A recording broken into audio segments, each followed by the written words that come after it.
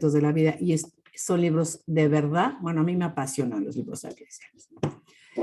Y como siempre tenemos, perdónenme que se me saltó, nuestra línea del tiempo, ¿sí? Que vean todo lo que hemos recorrido ya, ¿no? Vimos una primera etapa que fue prehistoria, luego vimos la etapa de los patriarcas del 1850 al 1700, luego una etapa de silencio de la que la Biblia no dice nada, hasta que reaparece Moisés en la etapa número 3, en el año 1250, todo el caminar por el desierto hasta que llegan finalmente a la tierra prometida, y esa etapa de conquista de la tierra prometida se llama la época de los jueces, que va del 1210 al 1030.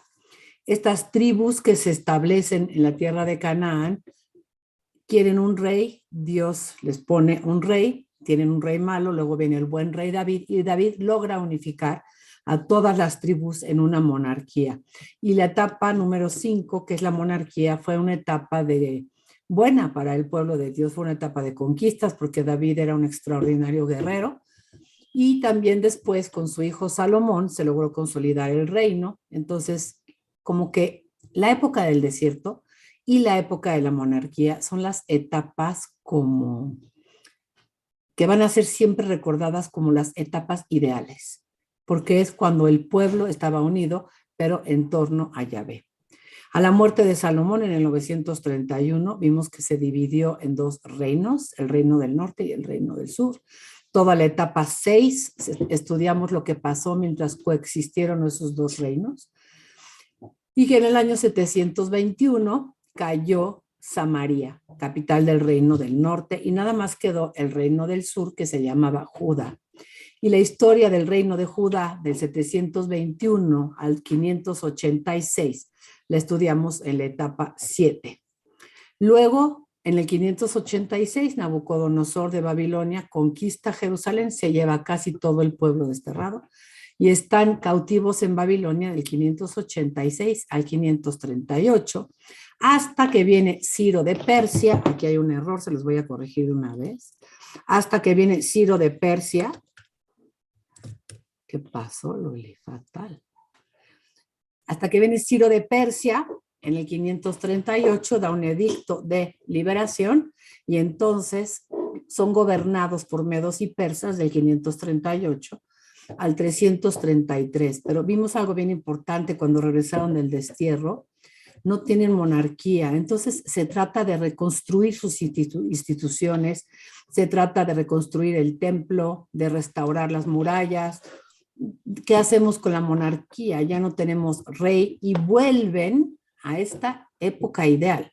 Vuelven a esta época en la que, como no tenemos rey humano y ningún descendiente de David ha reclamado el trono de Jerusalén, como los principales dirigentes van a ser los sacerdotes, el rey vuelve a ser Yahvé. Okay. Y esta etapa persa va a durar hasta el año 333, cuando en el 333 Alejandro Magno conquista Tierra Santa e introduce la cultura griega. Y el judaísmo entra en contacto con la cultura y con el pensamiento helénico. Esto es importante, porque todo lo que tenga de bueno el pensamiento griego lo va a tomar el pueblo judío, pero lo va a adaptar a su fe yavista. Alejandro nada más vivió 10 años su reinado, y en el 323 murió. Y a la muerte de Alejandro, lo vamos a ver, su imperio se dividió en reinos sucesivos. Gobernaron primero con Alejandro los griegos macedonios, después los griegos ptolomeos, que son los de Egipto, después los griegos seleucidas, que son los de Turquía y toda la parte del Ponto, ¿sí? Y en el año 160, más o menos, se rebelan los judíos contra los griegos. Vamos a ver por qué, lo vamos a leer. Y después de esta rebelión de los judíos en contra de los griegos, que milagrosamente ganan los judíos, yo creo que es su única rebelión antes del Nuevo Testamento y la que ganaron, van a ser gobernados por príncipes asmoneos, ya no por príncipes descendientes de David, sino por una de las dinastías que se llamaba de los asmoneos, ¿sí? Pero eso es la historia que vamos a ver ahorita. Entonces la 10ª etapa empieza con el 333, la conquista de Alejandro Magno, y va a terminar en el año 63 cuando Pompeyo entre en Jerusalén. Tenemos aquí una raya también para poner qué es todo lo que vamos a leer, qué fue todo lo que se escribió en esa época. Les puse con rojo los profetas, pero no tenemos, fíjense que hay muy poco profetismo. Como que la etapa fuerte del profetismo va a terminar aquí, y después de los profetas van a venir sobre todo los sabios. ¿Sí? Fíjense cómo es la historia del pueblo de Dios. Primero les habla a través de Moisés, después a través de Josué, después vienen el grupo de los jueces, después de los jueces vienen los profetas y los reyes ni les hablaban, pero vienen los profetas, y después de los profetas como que cesa un poquito el profetismo y aparecen los sabios, ¿sí? Pero como que todo eso va en concordancia con lo que está viviendo la historia global, ¿sí? Más que el profetismo, llega un momento de la civilización mundial en el que el hombre está usando su pensamiento. No nada más escucha lo que le dice su Dios, sino que con el imperio griego llega el momento de la reflexión. Y también en Israel va a haber reflexión.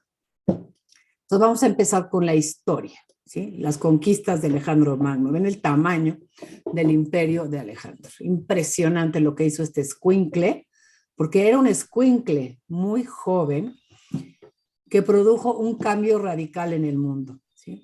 Cayó el imperio persa y surgió el imperio griego helenista de Alejandro Magno, que era originario de la ciudad de Pelia o Pela de Macedonia. Esta es la zona de Macedonia.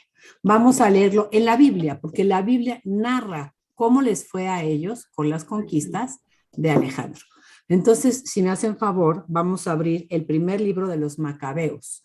Yo lo tengo en la página 607. ¿Ok?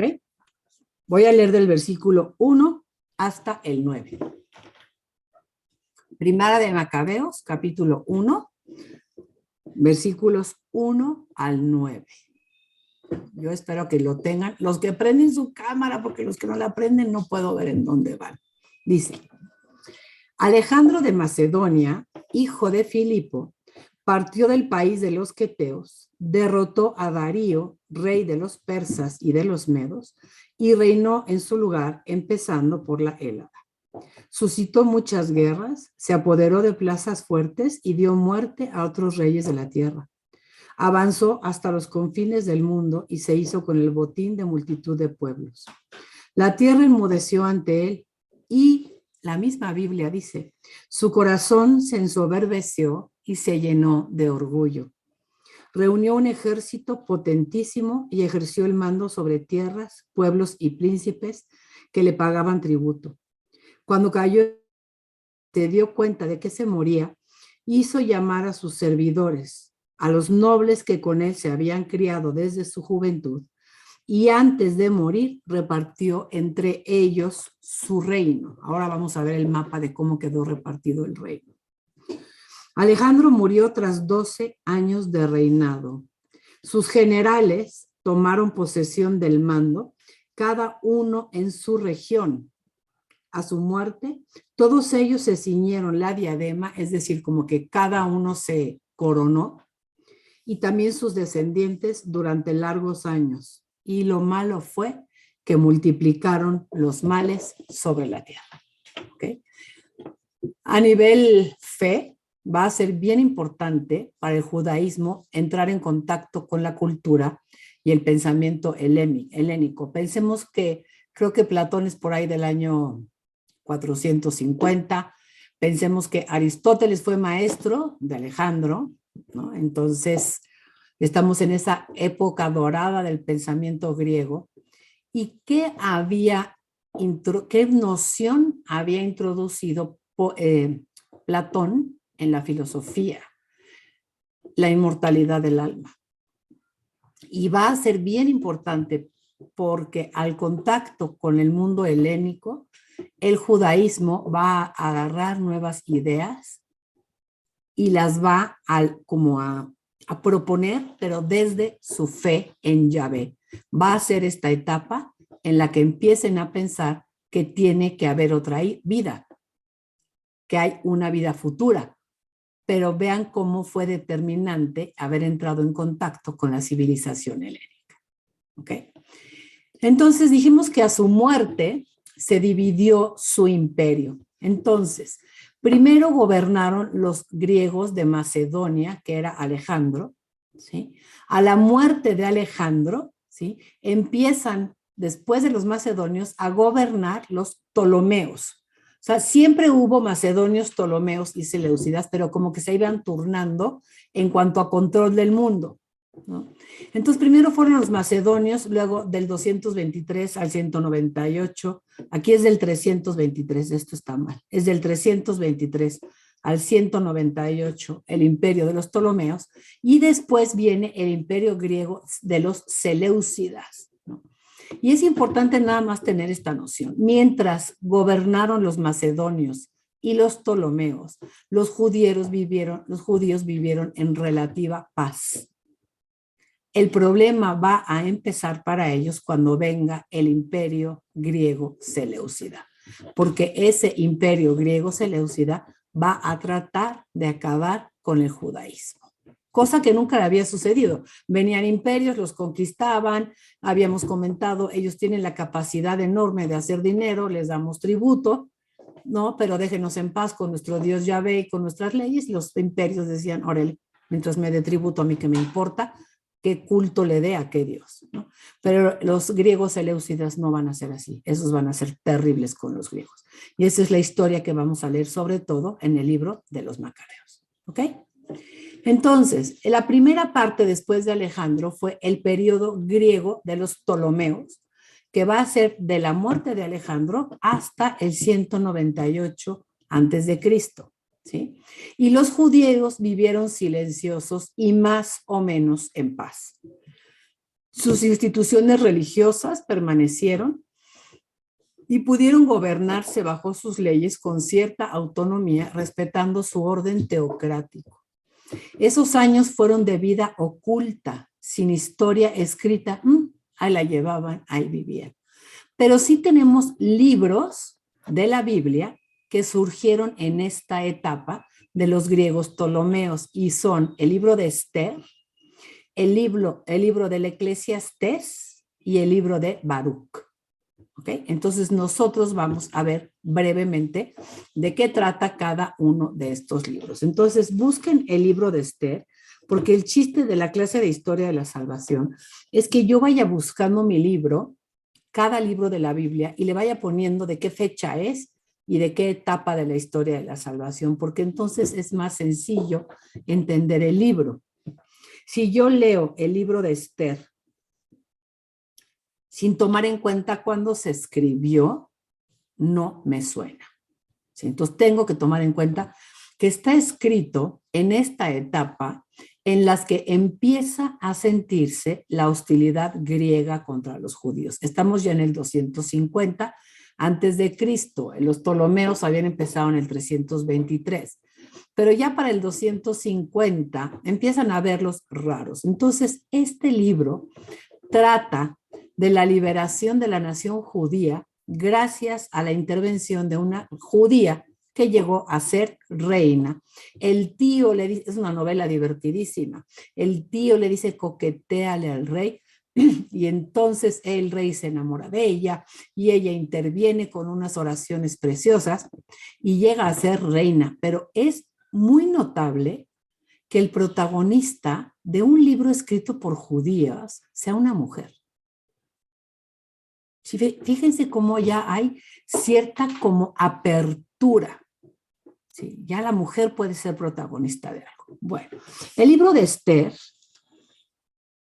vamos a leer el capítulo 3, el versículo 7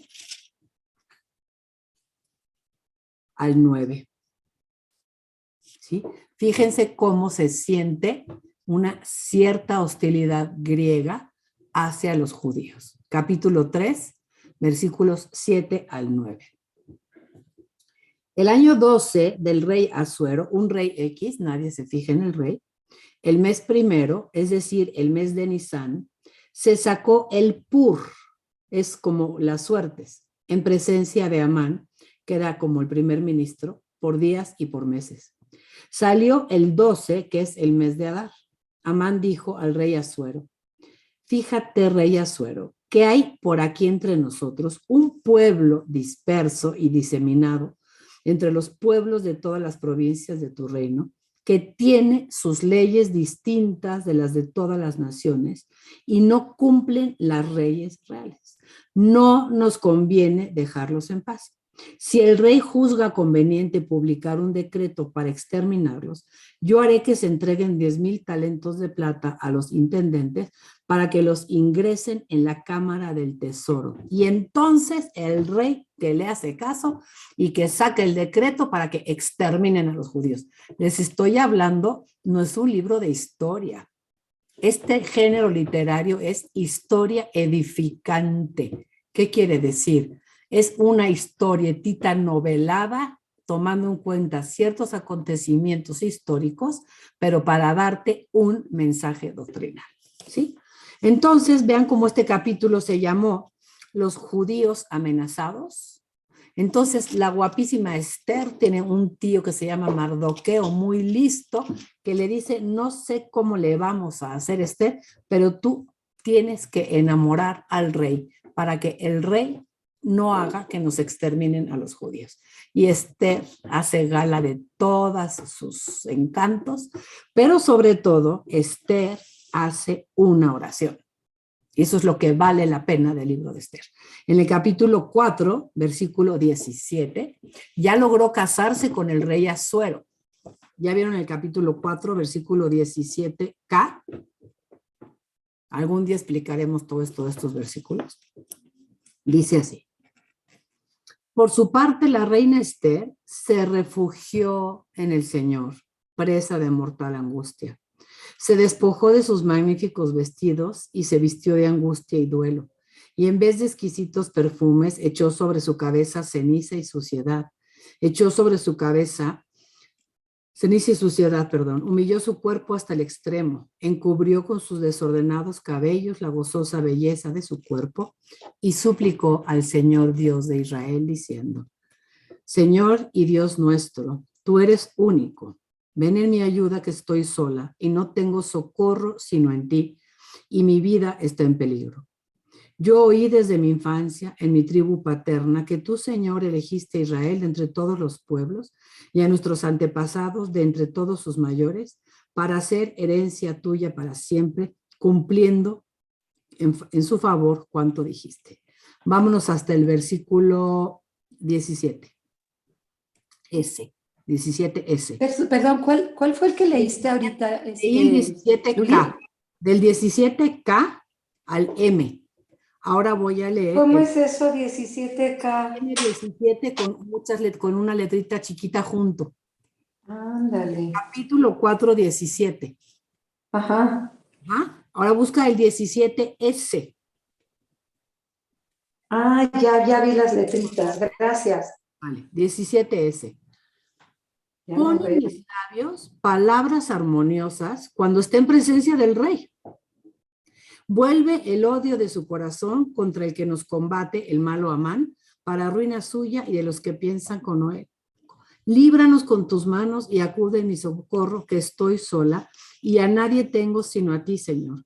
Tú que conoces todas las cosas, sabes que odio la gloria de los malos, que aborrezco el lecho del incircunciso y el del extranjero.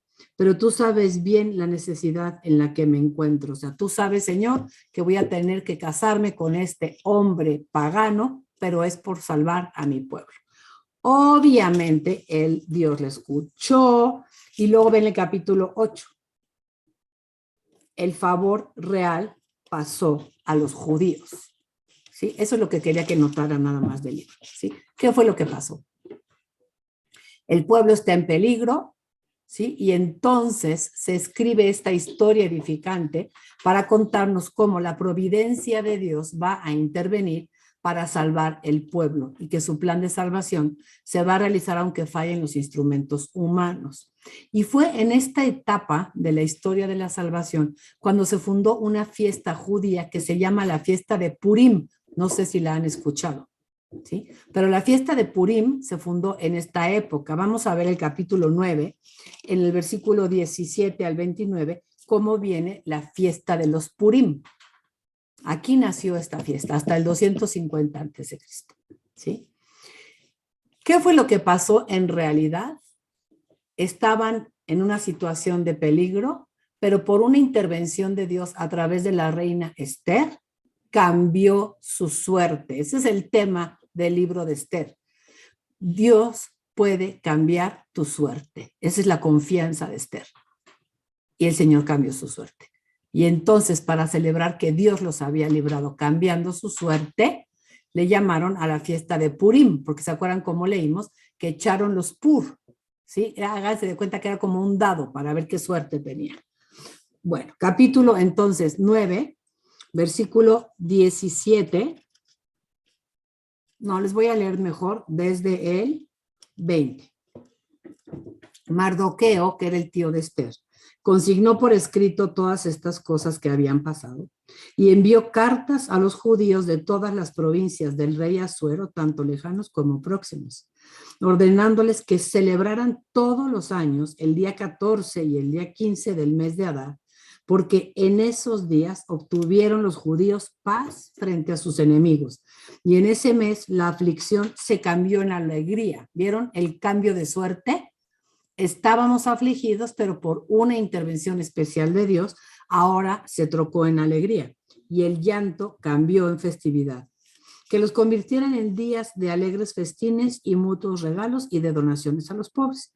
Y los judíos adoptaron esta costumbre que ya habían comenzado a observar. Y ya no les leo todo lo que pasa con la fiesta de Purim, pero es nada más para que sepan que ese día se instituyó esa fiesta. Y esa fiesta entonces, ¿qué celebra? Que yo me puedo estar viviendo en la angustia más espantosa, pero confío en que el Señor puede cambiar mi suerte. Y eso crea esperanza en el corazón. Todo se ve negro, sí, pero el Señor puede cambiar mi suerte. Y eso hace que yo no muera. Eso hace que yo continúe con un poquito de esperanza. ¿Ok? Ese es a grandes rasgos el libro de Esther. Luego viene un libro increíble. Ojalá que perseveren hasta que lleguemos a estudiar los libros de sabiduría. Este libro del Eclesiastés, ¿sí? Búsquenlo, está en la página 957. Atención, dijimos que el pensamiento israelita, no tenemos profetas, que tenemos nuestros escritos, tenemos nuestra religión, tenemos nuestra reflexión, pero tenemos también el contacto con el mundo griego. Y empieza a pensar y a pensar y a pensar la sabiduría israelita y dice, la verdad, todo es vanidad. Todo se esfuma como el viento. Nada perdura para siempre. El autor lo catalogan como un existencialista. Pero Elma siempre nos decía, pero más que existencialista, es un realista, porque ante no conocer que hay una vida eterna, cómo vives esta vida es irrelevante. Fíjense cómo empieza este señor a decir, a ver, yo veo que el mundo griego habla de sabiduría, habla de cuál es el buen político, de cómo cultivar la virtud. También la escritura nos invita a ser buenas personas, a mantener el dominio de uno mismo, a practicar el punto medio, el equilibrio, ¿no? ¿Para qué? Si finalmente, si yo me muero y traté de ser sabio, traté de ser bueno, ¿a dónde me decía mi religión que me iba a ir? Contestamos, al lugar de los muertos. Y si fui malo, ¿a dónde me voy a ir? Al lugar de los muertos. ¿Y el perro a dónde se va a ir? Al lugar de los muertos. Entonces, escuchen esto, porque esto es de hoy. Ante una no creencia en otra vida en la que Dios me retribuya, ¿qué importa cómo viva yo esta vida? No creo que haya otra vida. Entonces, ¿cómo voy a vivir esta vida si al final me voy a morir igual que el malo y que el perro? ¿Entienden la crisis del pensamiento israelita? ¿A dónde va a llegar? Vean cómo el pensamiento israelita se está modelando para que venga el descubrimiento de tiene que haber otra vida. ¿Sí? Pero este autor es buenísimo, casi no se lee en misa, porque pobres padres tenían mucho problema para explicarlos, ¿sí? Pero vamos a leer varios textos muy buenos de Eclesiastés. Primero vamos a leer el prólogo, porque esa es la tesis del libro, ¿sí? Fíjense cómo es un realista el hombre, dice, vanidad de vanidades, dice Cogelet. Cogelet es el predicador, el que está escribiendo. Vanidad de vanidades, todo es vanidad. A ver, díganme, ¿qué saca el hombre de toda la fatiga con la que se afana bajo el sol? Una generación va, otra generación viene, y la tierra permanece donde está. Yo veo, dice él, que sale el sol, se pone el sol. Corre hacia su lugar y de ahí vuelve a salir. Veo que sopla hacia el sur el viento y gira al norte, gira que te gira el viento y vuelve el viento a girar. Veo que todos los ríos van al mar y que el mar nunca se llena. Al lugar donde los ríos van, allá vuelven a fluir. Todas las cosas cansan. Nadie puede decir que no se cansa el ojo de ver ni el oído de oír. Lo que fue, eso será. Lo que se hizo, eso se hará. Nada nuevo hay bajo el sol. ¿Notan el cierto desencanto? La cierta desmotivación para ser mejor. Si todo va a acabar igual para mí, si soy bueno, malo, sobrio, vicioso, viva la vida. China libre. Y lo va a decir. Pero antes de decir eso, va a decir, dice el texto, dice la vida de Salomón, lo que queda del capítulo 1 y el capítulo 2, y él lo que hace es dedicarse a viajar. Y viaja y dice, a ver si encuentro un sentido a la vida, y dice, y veo también que ahí hay ríos que llegan al mar y que el mar no se llena. Vuelve, no hay nada nuevo bajo el sol. Y me puse a estudiar, a ver si estudiando encontraba yo la felicidad o un motivo para vivir justamente, sabiamente, como es el entorno helenista. Acuérdense que el pensamiento helenista está muy clavado en la sabiduría, en la virtud, el buen político, el buen hombre. ¿Para qué? Compré, tuve placeres y nada era novedad, porque el placer se acababa, viene otro placer, se acababa. Entonces, como que no le encuentra sentido a la vida. Y vean el versículo 12, capítulo 2, desde el 11. Consideré entonces todas las obras de mis manos y lo mucho que me fatigué haciéndolas. Y vi que todo es vanidad y atrapar vientos y que ningún provecho se saca bajo el sol. Me puse a considerar la sabiduría, la locura y la necedad. ¿Qué hará el hombre que suceda al rey sino lo que otros ya hicieron? Y vi que la sabiduría con todo aventaja a la necedad como la luz a las tinieblas. Impresionante. Aunque vaya yo a acabar igual que el necio, más vale vivir esta vida con sabiduría. Pero también sé que la misma suerte alcanza a ambos. Entonces me dije, como la suerte del necio será la mía, ¿para qué me sirve mi sabiduría? Y pensé que hasta eso mismo es vanidad. Versículo 22. Entonces, ¿qué le queda al hombre de toda su fatiga y esfuerzo con que se fatigó bajo el sol? Versículo 24.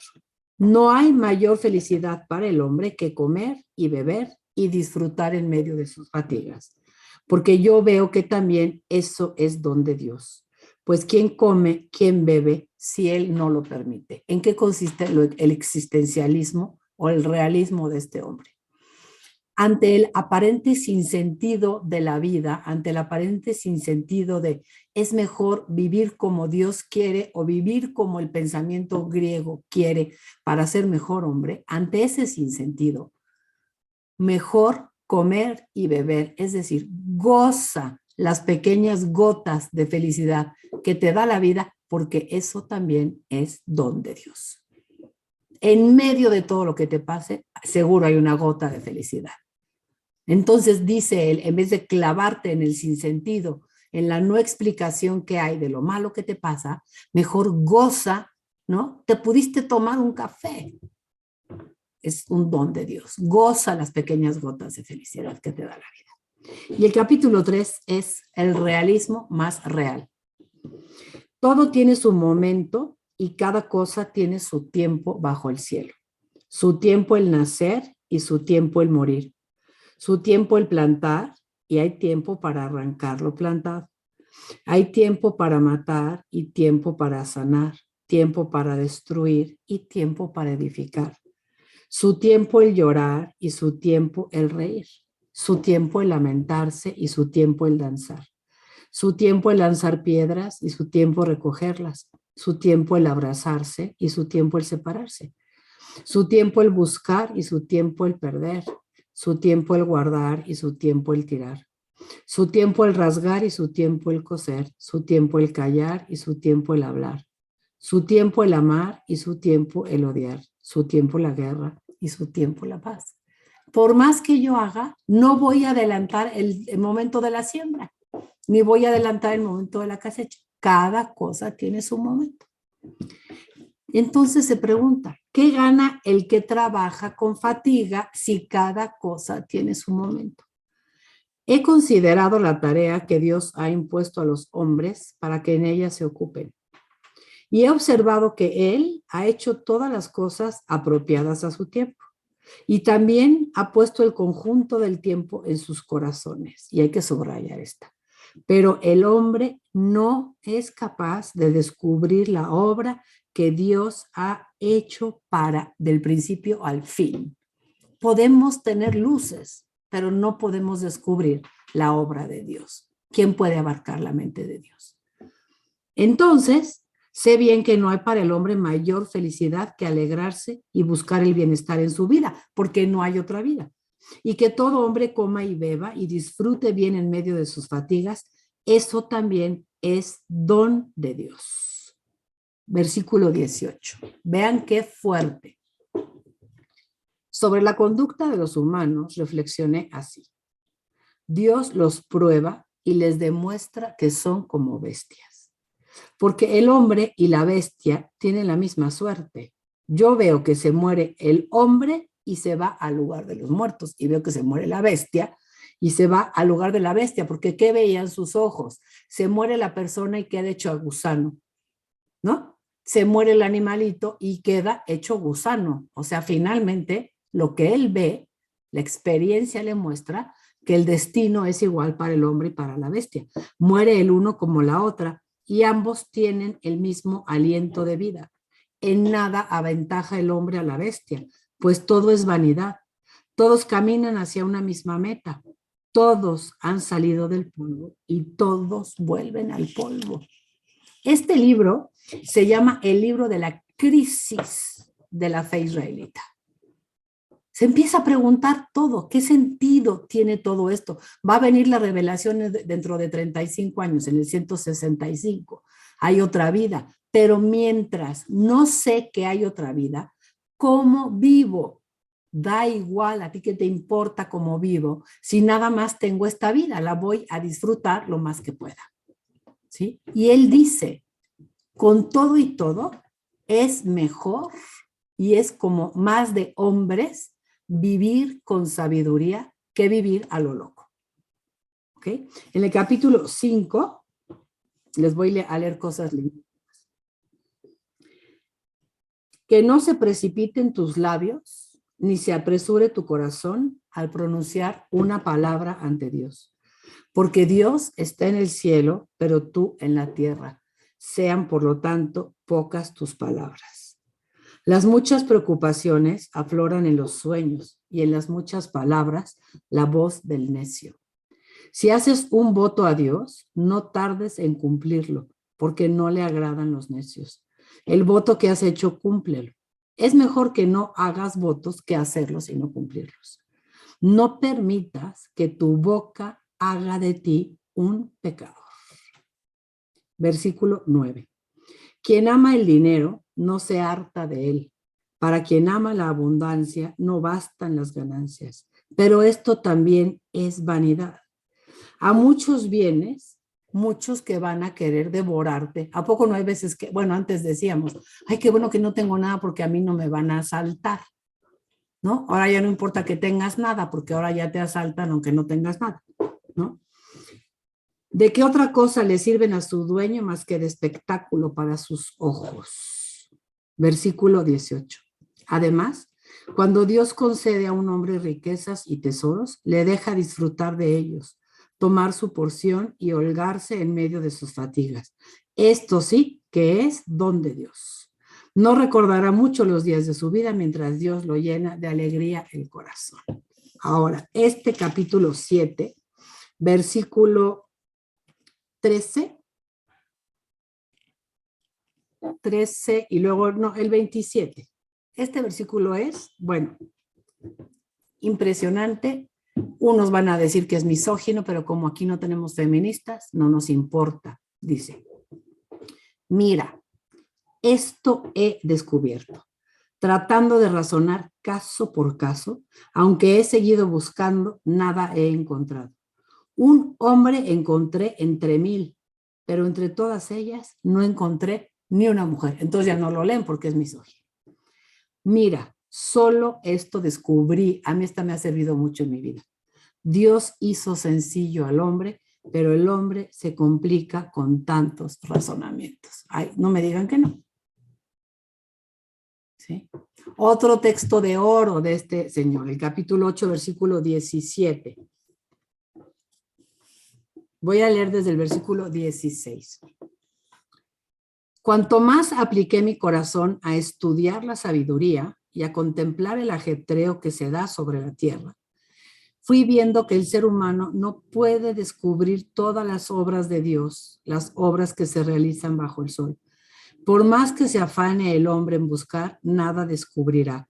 Y el mismo sabio, aunque diga saberlo, no es capaz de descubrirlo. Luego habla del enigma de la muerte. Y luego, ahí no saben qué bonito es, el capítulo 11, versículo 7. Van a ver qué lindo es. Dice, la edad. Dulce es la luz y bueno para los ojos ver el sol. Si uno vive muchos años, que sepa disfrutarlos todos y tenga en cuenta que abundarán días de oscuridad, que es vanidad todo el porvenir. Disfruta, muchacho, en tu juventud, pásala bien en tu mocedad. Vete por donde te lleve el corazón y a gusto de tus ojos, pero a sabiendas de que por todo ello te juzgará Dios. Aparta el mal humor de tu pecho y aleja el sufrimiento de tu cuerpo, que juventud y mocedad son efímeros.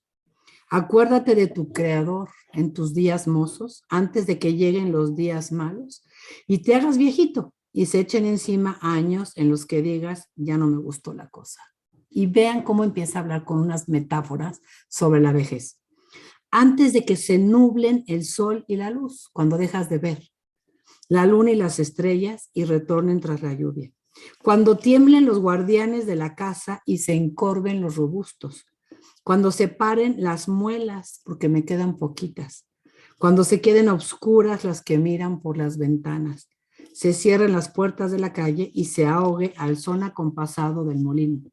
Cuando se debilite el canto del pájaro y enmudezcan todas las canciones. Ya no puede oír el viejito. Dará recelo la altura y habrá sustos en el camino. Cuando florezca el almendro, camine pesada la langosta y pierda su sabor la alcaparra. Y es que el hombre va a su eterna morada y ya circulan por la calle los del duelo. Antes de que se rompa la hebra de plata, las canas, y se quiebre la copa de oro, y se haga añicos el cántaro en la fuente y se deslice la polea en el pozo y vuelva el polvo de la tierra a lo que fue. Y el espíritu, escuchen esto, vuelva a Dios que lo dio. Al final del libro, como que el autor tiene una intuición.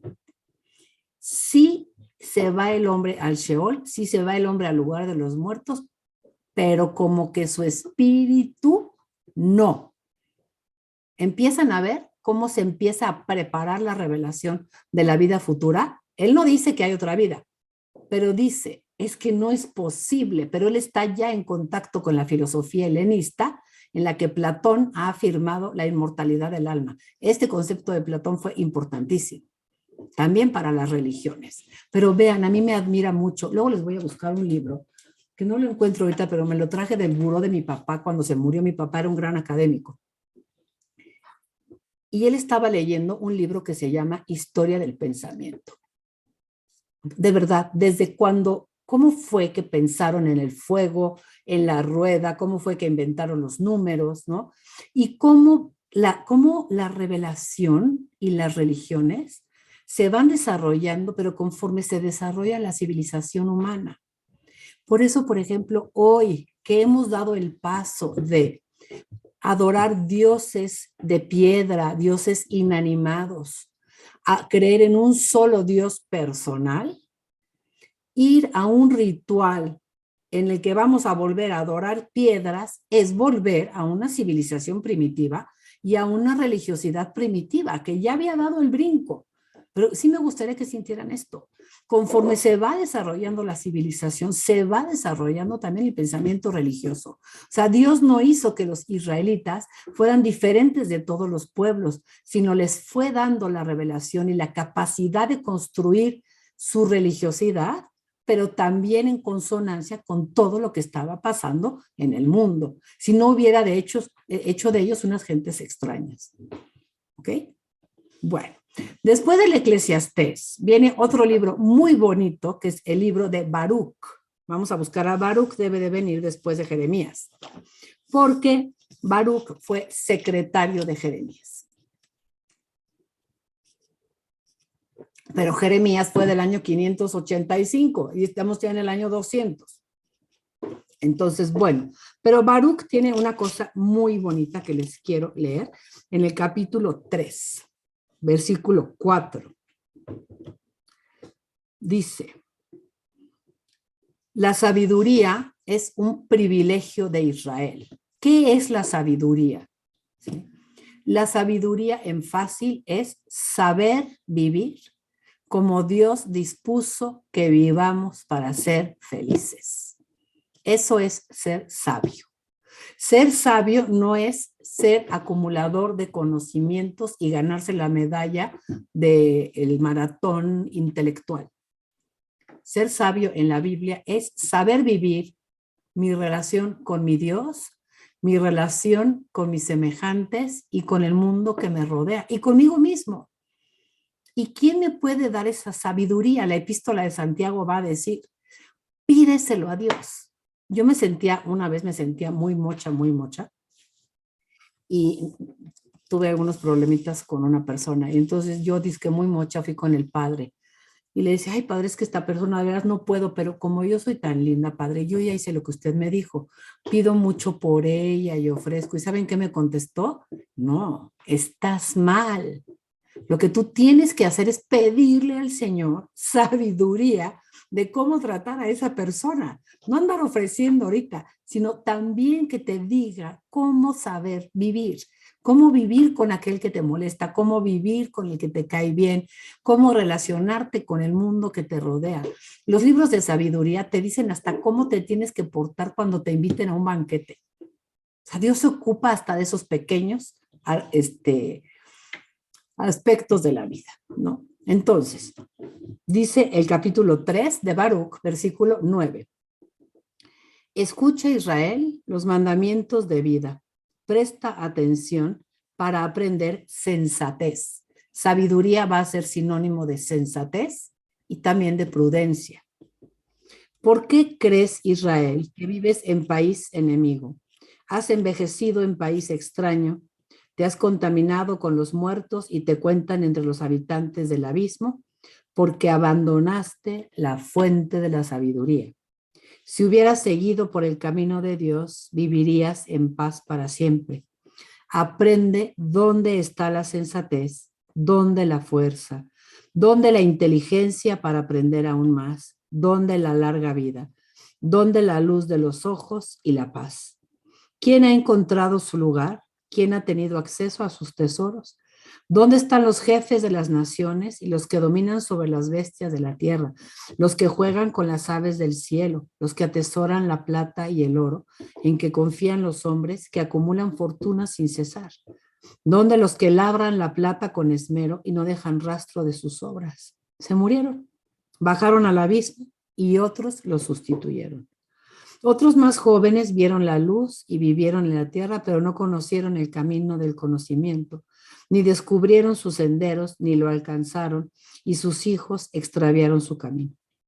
No se le oyó en Canaán, ni se le vio en Temán, los hijos de Agar que buscan el saber en la tierra, los mercaderes de Madián y de Temán, los narradores de historia y los buscadores del saber.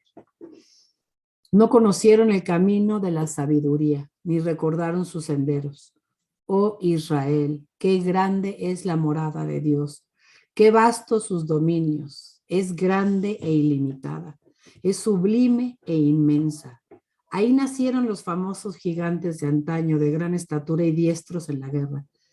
Pero no los eligió Dios, ni les enseñó el camino de la ciencia, y perecieron por no tener prudencia, por su locura perecieron.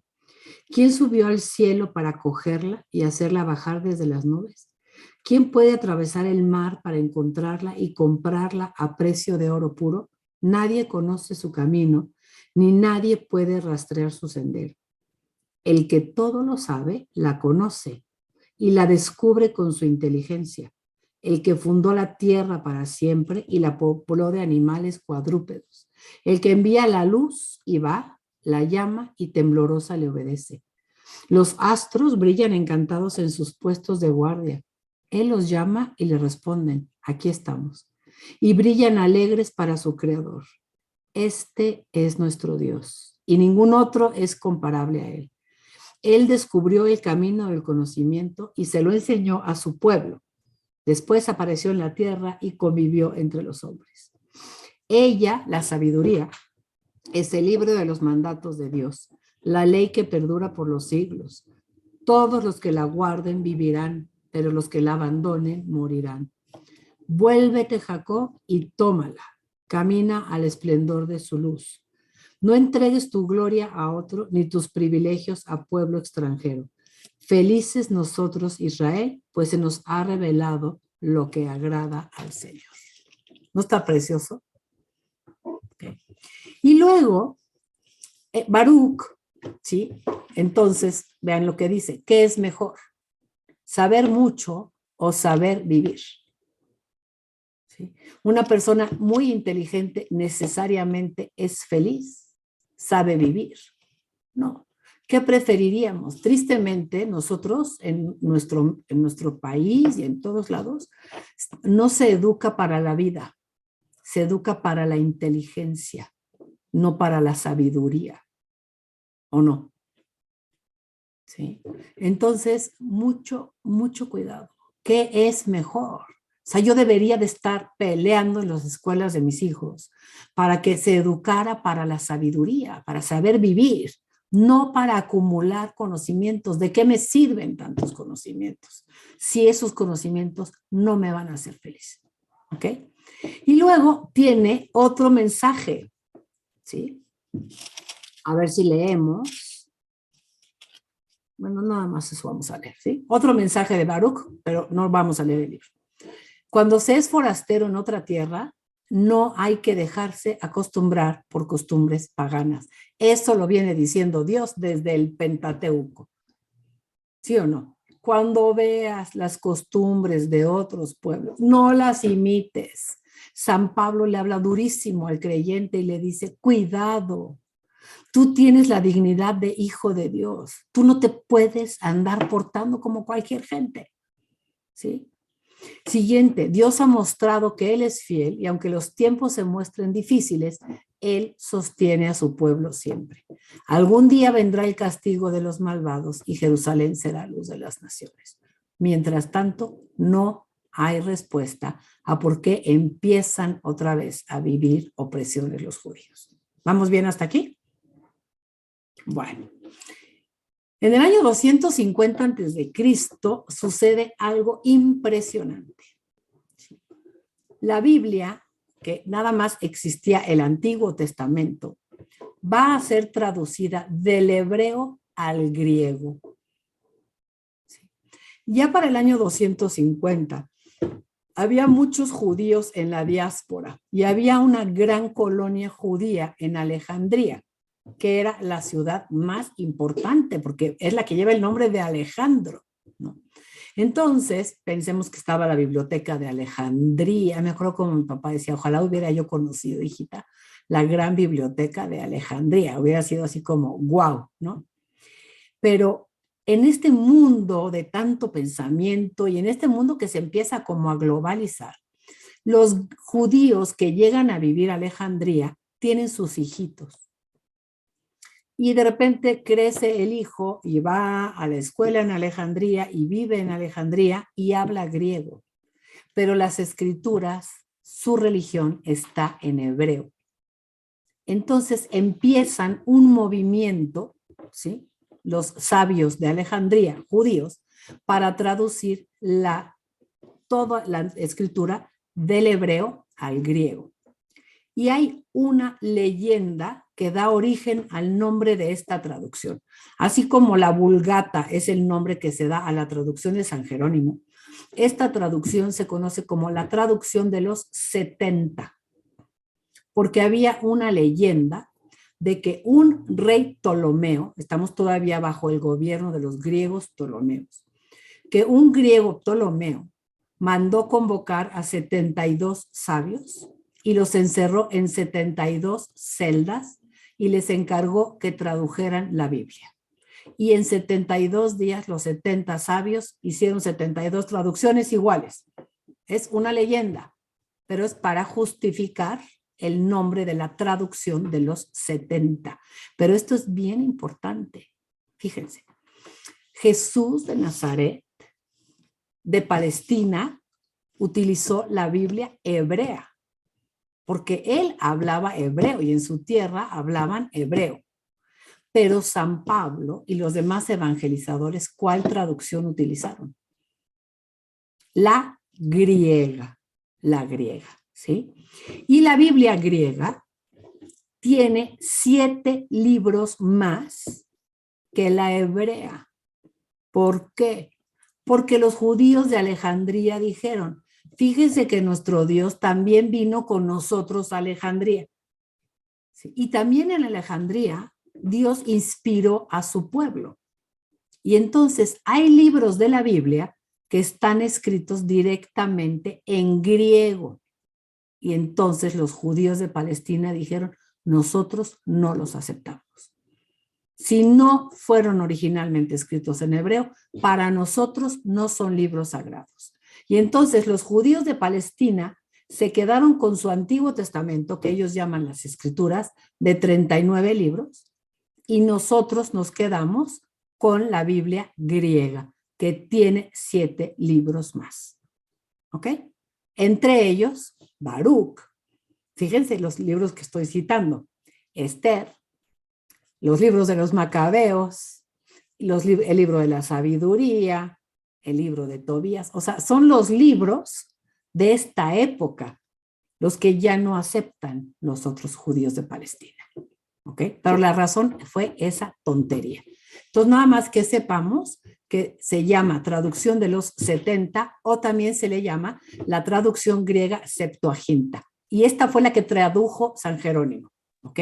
Mande. Lili. Sí, espérame tantito. Me dijo primero Andreita. Sí, perdón. Sí. No te apures. No, la pregunta es, o sea, el día de hoy, digamos, a día de hoy, ¿los judíos sí aceptan estos libros o no? No. No, Ni O sea, los judíos, ni los protestantes. Y los macabeos, por ejemplo, que o sea, hasta tienen fiesta de los macabeos y como que ¿Puedes es algo creerlo? importante ¿Puedes para ellos. creerlo? ¿Puedes creerlo? O sea, dime por favor. Y entonces, Son o sea, no así es de un libro, necios, pero es parte de su historia y la festejan, pero no aceptan el libro. pero no aceptan el libro como sagrado, Ok. ¿no? Entonces, hazte de cuenta, los protestantes igual de necios, porque Lutero tenía que agarrar una necedad. Y entonces hacen lo mismo, pero ahora dicen, no, es que sí son libros buenísimos. Por ejemplo, Judith, imagínate, el libro quiere decir la judía. Ujú.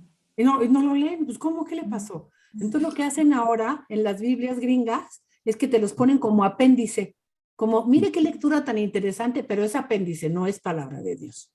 ¿Ok? Ok. ¿Sí? Mande, chachis. Ay, perdóname, Luli, me perdí en el momento que dijiste, ¿por qué tontería fue que no aceptan estos 7 Que libros? no fueron escritos en hebreo, Ay, qué en va. Palestina. Ah, bueno, así de necios somos. Ujú, Así de Ujú. necios somos, ¿ok? ok. Bueno, pero Gracias. nosotros, ¿cuál seguimos? Nosotros tenemos la traducción de la Biblia griega. Miren, abren su Biblia de Jerusalén. Ujú. Al principio, al meritito principio, donde tienen la numeración romana.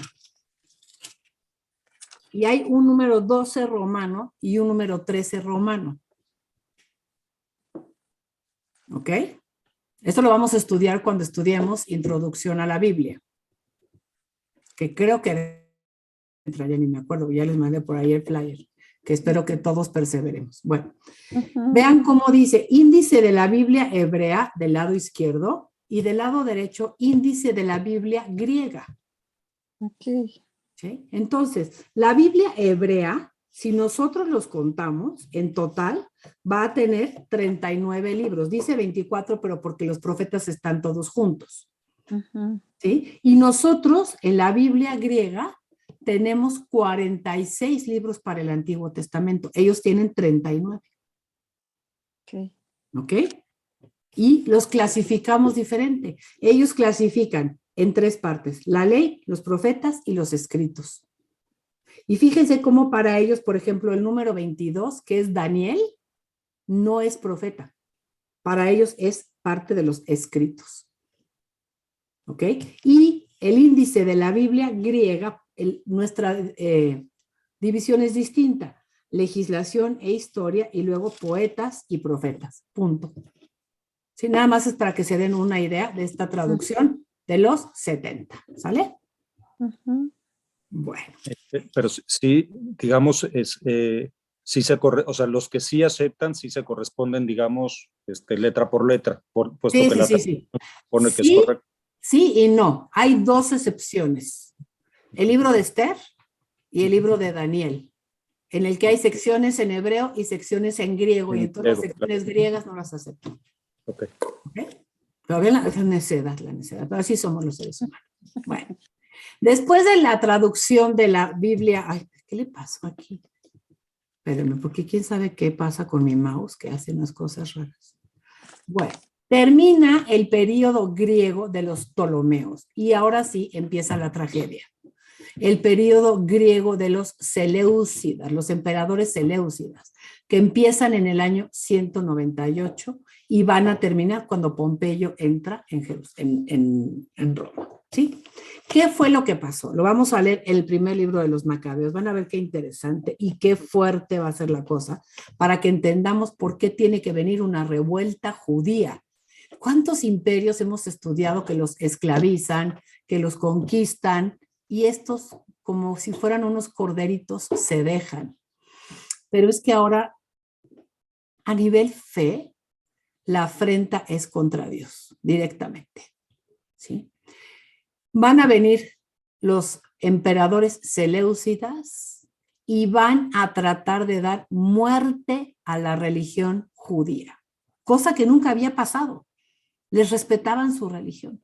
Pero ahora Antíoco IV Epifanés, un gobernante muy despiadado, que cuando lean en la Biblia el abominable o la abominación es Antíoco IV Epifanés, ¿sí? Quiso helenizar a los judíos. Y entonces pensó que la mejor forma era darle muerte a su religión. Ahorita lo vamos a leer. Suprimió la lectura y la práctica de la Torá. Castigaba a los judíos que seguían sus observancias religiosas. Dictó pena de muerte a los judíos que se circuncidaran. prohibió el culto en el templo de Jerusalén y colocó, aquí se los puse a ver si lo alcanzan a ver, colocó en el Santo de los Santos, donde antes estaba el Arca de la Alianza, la habitación de Dios, el lugar más sagrado, un altar a Zeus olímpico. Entonces los judíos dijeron, ahora sí ya no. Ok, entonces vamos a leer la historia. Capítulo 1, primera de Macabeos. Vean que vamos a leer del versículo 10 al 15 y después del 41 al 63. Dice así, donde nos habíamos quedado. Bueno, de entre estos gobernantes malvados, surgió un renuevo pecador que se llamaba Antíoco Epífanes, hijo del rey Antíoco, que había estado como rehén en Roma. Subió al trono el año 137 del imperio de los griegos. En aquellos días aparecieron en Israel algunos rebeldes que sedujeron a muchos diciendo, vamos, concertemos alianza con los pueblos que nos rodean, porque desde que nos hemos separado de ellos nos han sobrevenido muchos males. Unos judíos de esta zona griega empiezan a querer asimilarse a los griegos. Escuchen, después del trabajo que les ha dado construir su identidad judía después del destierro. Y esta observación les pareció bien, así que algunos se apresuraron a acudir donde el rey y obtuvieron de él autorización para seguir las costumbres de los paganos. En consecuencia, levantaron en Jerusalén un gimnasio al uso de los paganos. Esta es una tragedia. Rehicieron sus prepucios, es decir, ocultaron su señal de pertenencia al pueblo judío. Renegaron de la alianza santa para atarse al yugo de los paganos y se vendieron para obrar el mal. Vámonos hasta el versículo 41. Bueno, voy a leer, 41. El rey Antíoco Epífanes publicó un edicto en todo su reino, ordenando que todos formaran un único pueblo. Díganme ustedes, ¿qué es lo que le ha hecho más daño a este mundo nuestro? Les digo que es la globalización. Hace años, cuando mi hija más grande tenía 2 años, fui a una plática del padre Cipriano que nos habló de las tradiciones y del valor de las tradiciones, ¿no? Y decía, ¿qué tiene que hacer Lupita de Oaxaca quitándose sus trenzas, su sonrisa blanca preciosa y poniéndose unos jeans apretados, unos tenis blancos y una playera para parecerse a María de Italia y a fulana de Estados Unidos y quitándole sus tradiciones? Cuando a un pueblo le arrancas sus tradiciones, lo acabas. Es que es terrible. El problema es la globalización. Todos tenemos que ser iguales, todos tenemos que marchar para el mismo lado, todos tenemos que ser lo mismo. Vean aquí lo que dice, que todos formaran un único pueblo y abandonada cada uno sus peculiares costumbres. Todos los paganos acataron el edicto real y muchos israelitas aceptaron su culto, sacrificaron a los ídolos y profanaron el sábado. También a Jerusalén y a las ciudades de Judá hizo el rey llegar por medio de mensajeros el edicto que ordenaba seguir costumbres extrañas de los judíos. Tenían que suprimir en el santuario todos los holocaustos, los sacrificios y las libaciones. Les ordenaban profanar sábados y fiestas, mancillar el santuario y lo santo, levantar altares, recintos sagrados y templos idolátricos, sacrificar puercos y animales impuros, dejar a sus hijos incircuncisos, volverse abominables con toda clase de impurezas y profanaciones, de modo que olvidasen la ley y cambiasen todas sus costumbres. El que no obrara conforme a la orden del rey, moriría. En el mismo tono escribió a todo su reino y nombró inspectores para todo el pueblo y ordenó a las ciudades de Judá que en cada una de ellas se ofrecieran sacrificios. Muchos del pueblo, todos los que abandonaban la ley, se unieron a ellos. Causaron males al país y obligaron a Israel a ocultarse en toda suerte de refugios. El día 15 del mes de Quisleu del año 145, levantó el rey sobre el altar de los holocaustos la abominación de la desolación. Es la estatua de Zeus. También construyeron altares en las ciudades de alrededor de Judá. Quemaban incienso a las puertas de las casas y en las plazas. Rompían y echaban al fuego los libros de la ley que podían hallar. Al que encontraban con un ejemplar de la alianza en su poder, o bien descubrían que observaba los preceptos de la ley, era condenado a muerte por decisión real. Se actuaba violentamente contra los israelitas. Versículo 62. Muchos en Israel se mantuvieron firmes y se resistieron a comer cosa impura y prefirieron morir antes que contaminarse con aquella comida y profanar la alianza santa y murieron. Capítulo 2. Pero un señor Matatías, por eso yo digo, oigan, aquí, ¿dónde está alguien que se pueda levantar en contra de la injusticia? Siempre lees en la historia que hay una persona que se levanta, ¿no? Y entonces Matatías, hijo de Juan, hijo de Simeón, sacerdote del linaje de Joarib, dejó Jerusalén y fue a establecerse en Modín. Tenía 5 hijos: Juan, por sobrenombre Gadí, Simón llamado Tasí, Judas apodado Macabeo, por eso se les llama los macabeos, porque el principal líder de la revuelta va a ser Judas Macabeo, y Eleazar, conocido como Abarán, y Jonatán, llamado Afos. Al ver las impiedades que en Judá y en Jerusalén se cometían, exclamó: ¡ay de mí! He nacido para ver la ruina de mi pueblo y la ruina de la ciudad santa, y para estarme ahí cuando es entregada en manos de enemigos y su santuario en poder de extraños. Ha quedado su templo como hombre sin honor, los objetos que eran su gloria llevados como botín, muertos en las plazas sus niños, sus jóvenes víctimas de la espada enemiga. ¿Qué pueblo no ha venido a heredar su reino y a entrar en posesión de sus despojos? Todos sus adornos le han sido arrancados, y de libre que era Jerusalén, ha pasado a ser esclava. Mirad nuestro santuario, nuestra hermosura y nuestra gloria, convertido en desierto. Miradlo profanado por los paganos. ¿Para qué vivir más?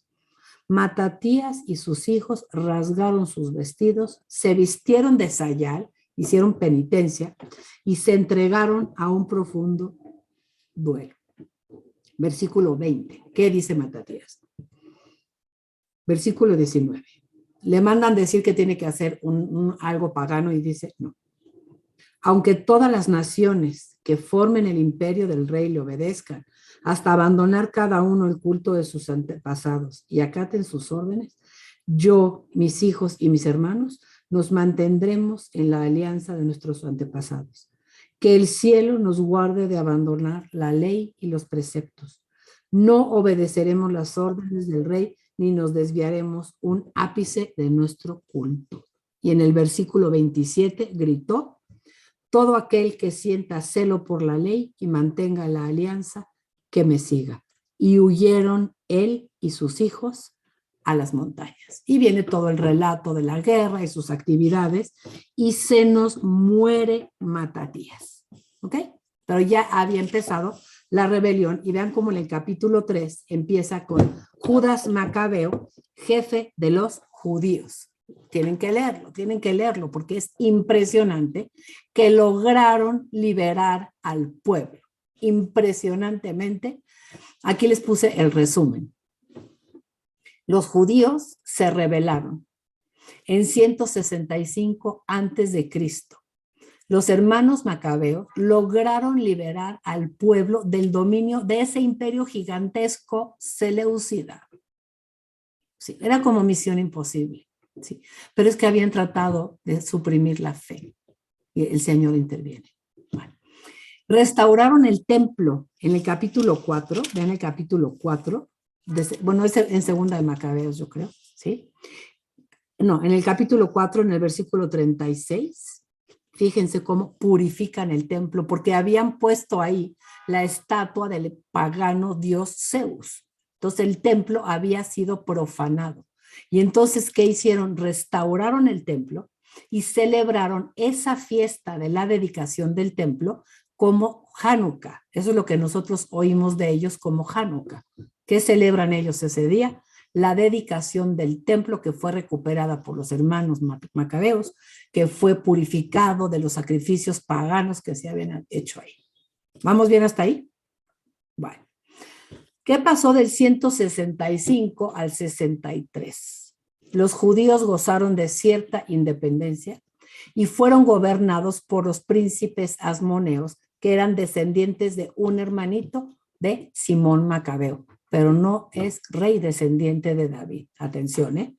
No es monarquía davídica, son príncipes asmoneos. Pero ¿qué pasó con estos príncipes asmoneos? Si siguen leyendo todos los libros, que las preocupaciones temporales y materiales los alejaron de sus ideales religiosos. Increíble. Después de que habían logrado echar al gran imperio griego Seleucida, empiezan a alejarse de sus ideales religiosos y en el año 63 Pompeyo conquistó Palestina y convirtió a Judá en un estado tributario bajo el protectorado de Roma. Gravísimo. Pero, ¿sí?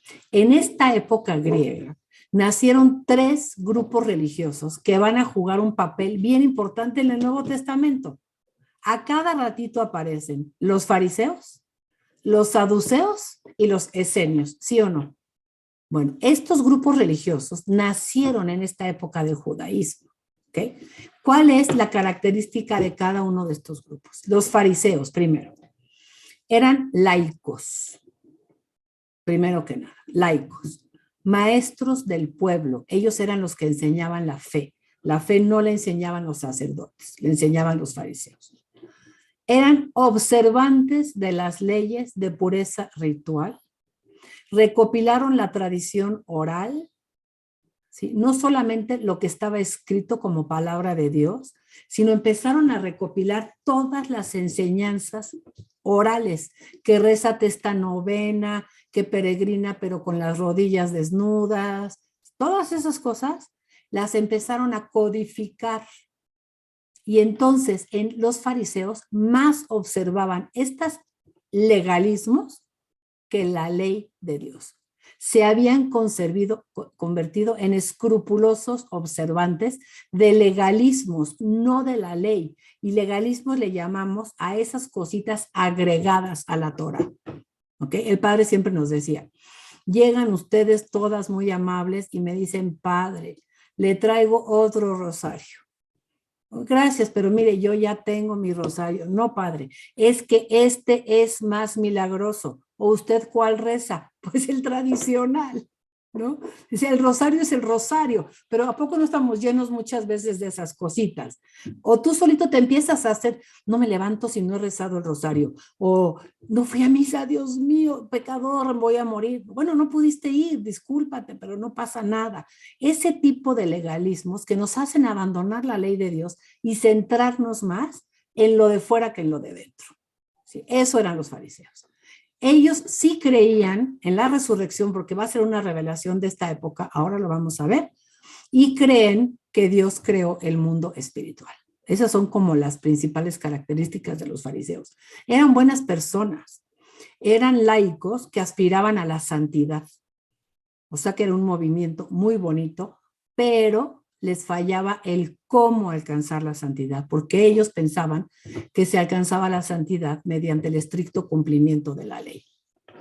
¿Sí? Y Jesús les va a decir, uy, no. O sea, sí, el ideal de santidad está precioso, pero cumplir por cumplir pureza, leyes y ritos tan necios como los de ustedes, no. Léanse el capítulo 7, se los leo de volada, de San Marcos, para que vean cómo Jesús se los pone como chancla.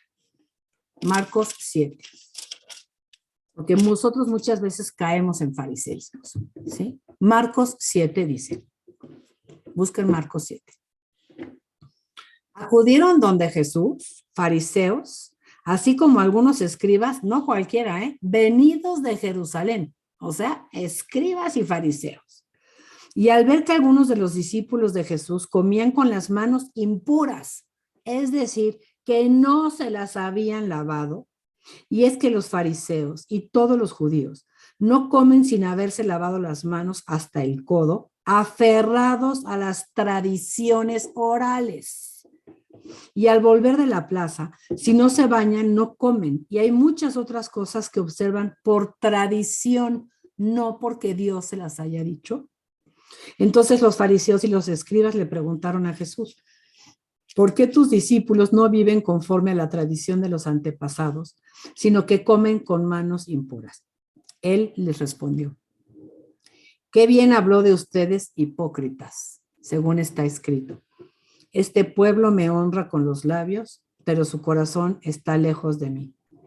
En vano me rinden culto, pues enseñan doctrinas que son preceptos de hombres. Dejando el precepto de Dios, os aferráis a la tradición de los hombres. ¿No está fuertísima la palabra? O sea, Jesús está totalmente en contra de eso. O sea, sí la ley de Dios, pero no todo lo que ustedes le han añadido alrededor. ¿Okay? Luego hay otro grupo que son los saduceos. La principal diferencia es que ellos son el sacerdocio del templo. Es la clase aristócrata y son muy rígidos para interpretar la Torá. Ellos no creían en los profetas ni en los escritos. Ellos nada más la Torá, la Torá, la Torá. Por eso un día van con Jesús y le dicen: a ver, una mujer que tenía 7 maridos, ¿de quién de ellos es esposo en la resurrección? Si es que tú dices que hay resurrección, porque nosotros saduceos, como nada más leemos la Torá y la Torá no habla de la resurrección, a ver, explícanos. ¿Y qué les contestó Jesús? Qué tardos sois de mente para comprender lo que está escrito en la ley. Y los pone como chancla y les enseñan que hasta en la Torá decía. Sí.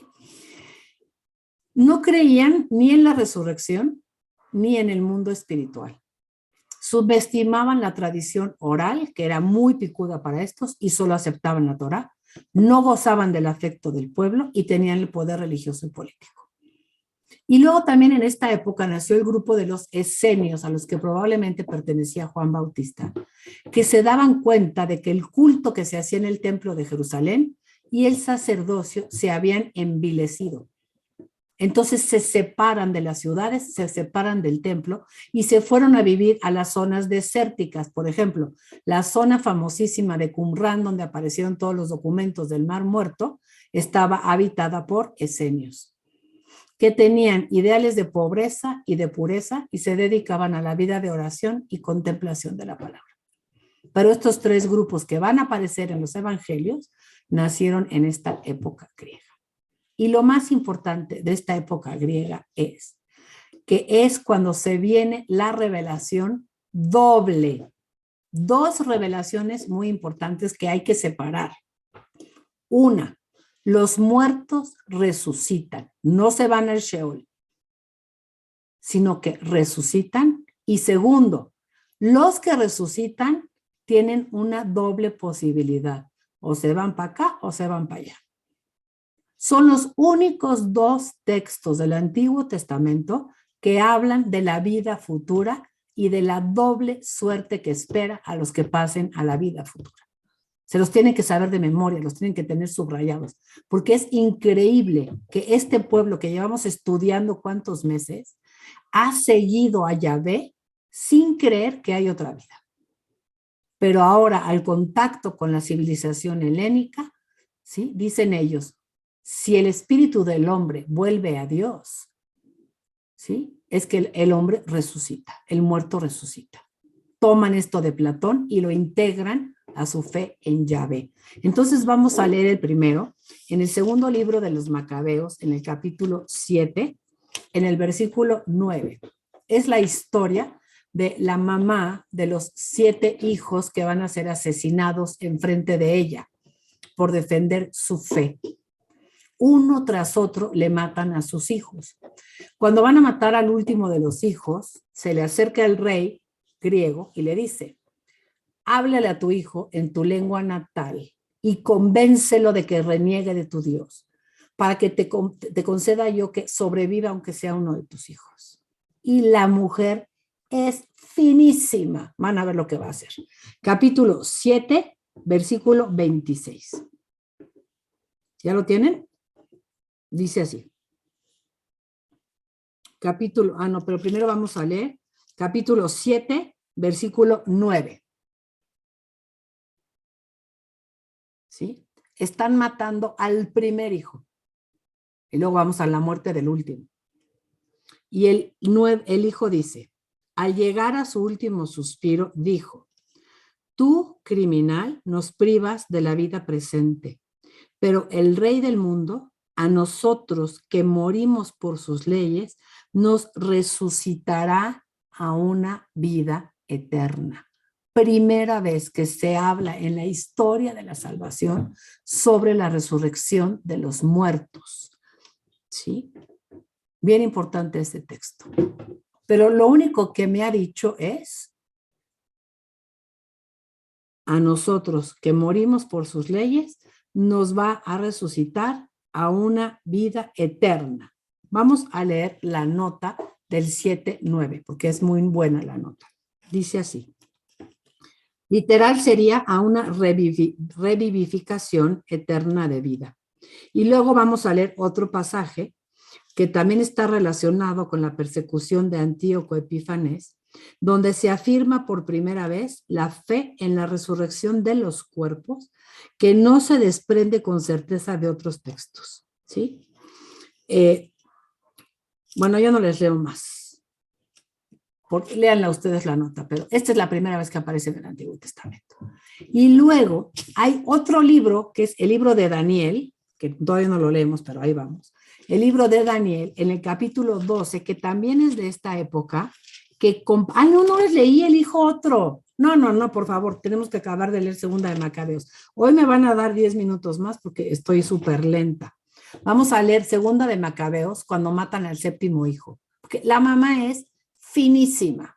El rey le está convenciendo para que te perdone al último hijo, dile que reniegue de tu Dios y háblale en tu idioma para que él entienda. Versículo 26, capítulo 7, versículo 26. Tras de instarla el rey varias veces, ella aceptó persuadir a su hijo.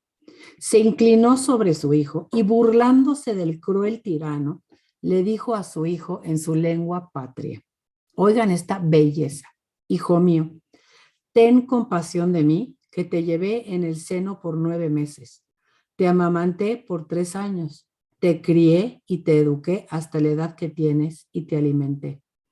Te ruego, hijo, que mires al cielo y a la tierra y al ver todo lo que hay en ellos, sepas que a partir de la nada lo hizo Dios.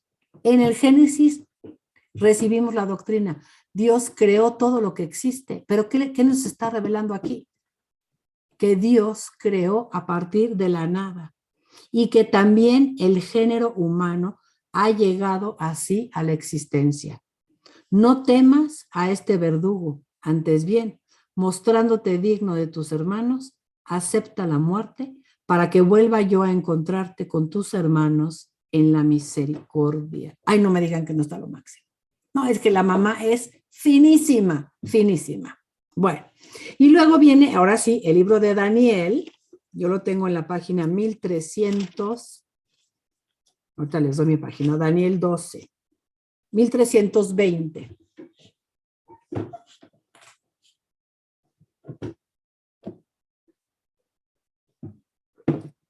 Capítulo 12, versículo 2. ¿Sí?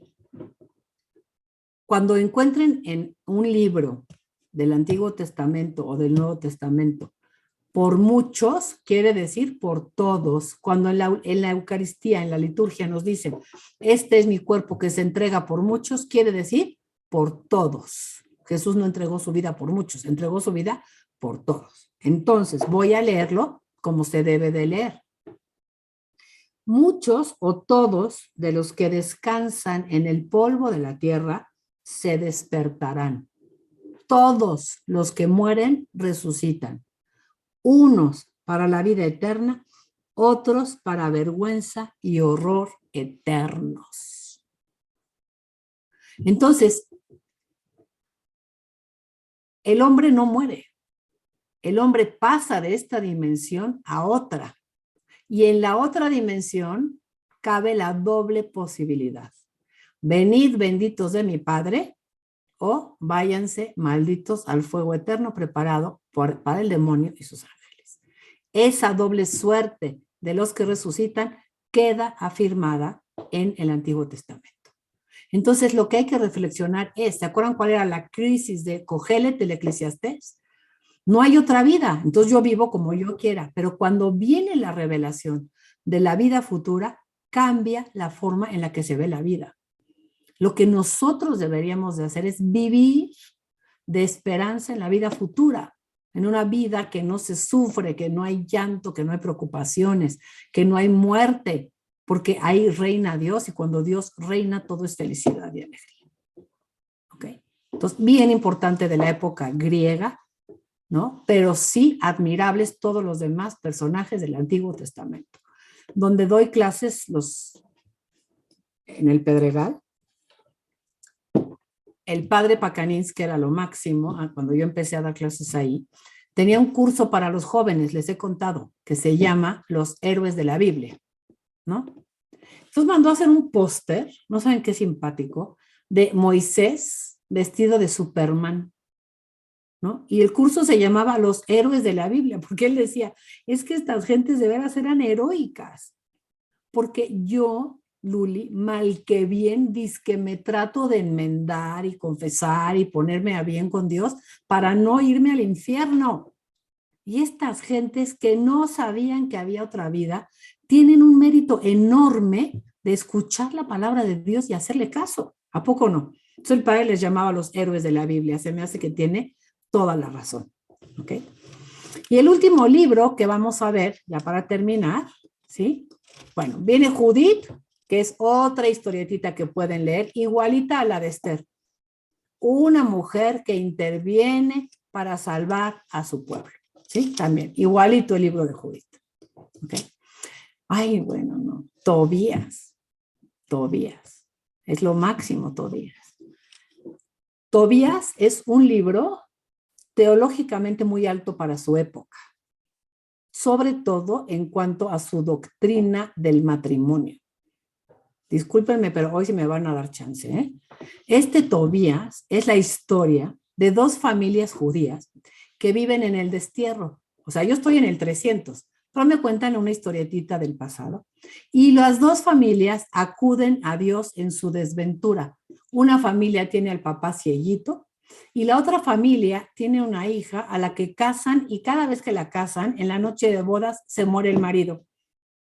Y entonces nunca logra tener descendencia. ¿Y por qué vale una mujer en el judaísmo? Por la descendencia que da, ¿no? Entonces las dos familias acuden a Dios en su desventura y una enseñanza doctrinal para todos los tiempos del libro de Tobías.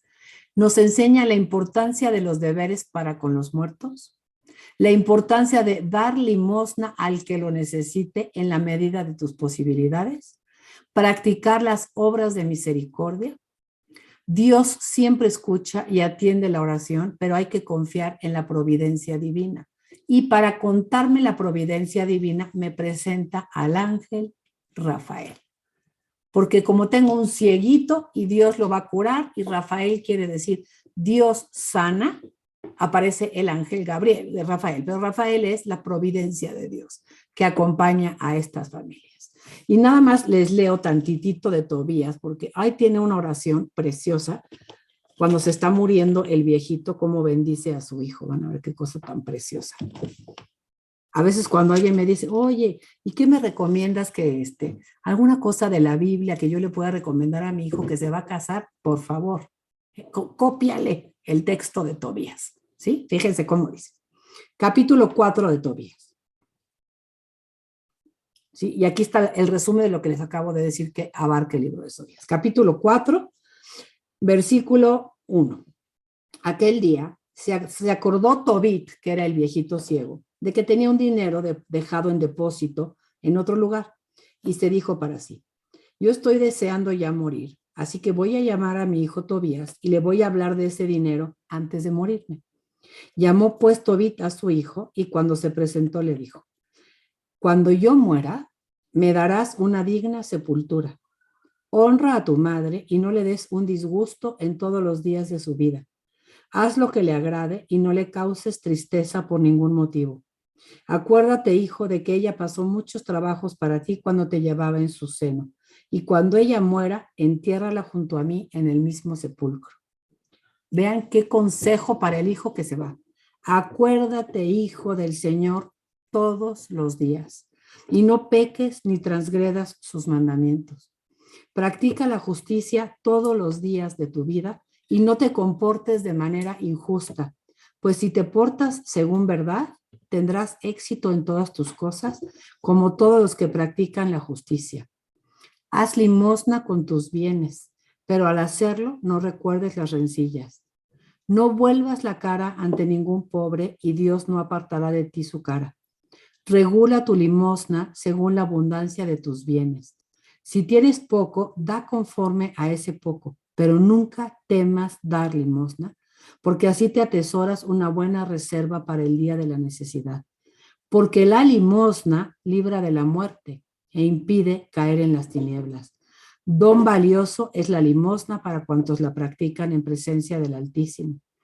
Guárdate, hijo, de toda impureza y sobre todo, toma una mujer del linaje de tus padres. Versículo 13. Ama a tus parientes. No tengas con tus parientes ni con los hijos y las hijas de tus paisanos corazón soberbio, en orden a tomar para ti mujer de entre ellos, pues la soberbia acarrea la ruina y prolija inquietud, y la ociosidad, bajeza y extrema penuria, porque la ociosidad es madre de la indigencia. No retengas el salario de los que trabajan para ti, dáselos al momento. Si sirves a Dios, serás recompensado. Pon cuidado, hijo, en todas tus acciones y muéstrate educado en toda tu conducta. No hagas a nadie lo que no quieres que te hagan. No bebas vino hasta emborracharte y no hagas de la embriaguez tu compañera de camino. Comparte tu pan con el hambriento y tu ropa con el desnudo. Haz limosna de todo cuanto te sobra y no recuerdes las rencillas cuando hagas limosna. Esparce tu pan sobre la tumba de los justos, pero no se lo des a los pecadores. Busca el consejo de los prudentes y no desprecies ningún aviso saludable. Bendice al Señor en toda circunstancia. Pídele que te ayude a caminar con rectitud y que lleguen a buen fin todos tus planes y proyectos. Pues no todos los pueblos tienen consejo. Es el Señor quien da todos los bienes y cuando quiere eleva o abate hasta lo profundo del lugar de los muertos. Así pues, hijo, recuerda estos mandamientos y no permitas que se borren de tu corazón. Ay, no me digan que no les encanta.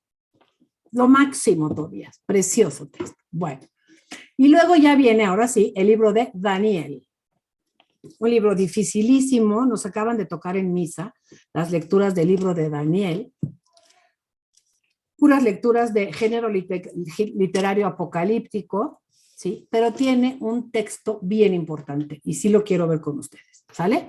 Daniel se llama el profeta del Hijo del Hombre y también es del año 165. ¿Cuál ha sido la historia? El pueblo de Dios ha sido oprimido por muchos imperios, ¿sí o no? Los asirios, los babilonias, los medos, los persas y ahora los griegos, ¿sí? Y cada vez son peores. ¿Cómo describe el oprimido a sus opresores? Como unas bestias. Y este género literario, porque se los voy a leer y van a ver cómo lo que les estoy leyendo es literal el dibujo que tienen enfrente, ¿sí? Es un género literario muy propio de la Biblia, que es el género literario apocalíptico. Es un género literario que nace en tiempos de opresión política y que es como un ansia de liberación, ¿sí? Contarle a Dios tu tragedia, cómo has sido oprimido por muchos imperios y que Él venga a salvarte, ¿sí? Entonces, en el capítulo 7 tiene una visión muy importante que nos va a ayudar a leerla porque la próxima clase ya conectamos con el Nuevo Testamento. ¿Ok? Entonces, dice así, visión de las bestias.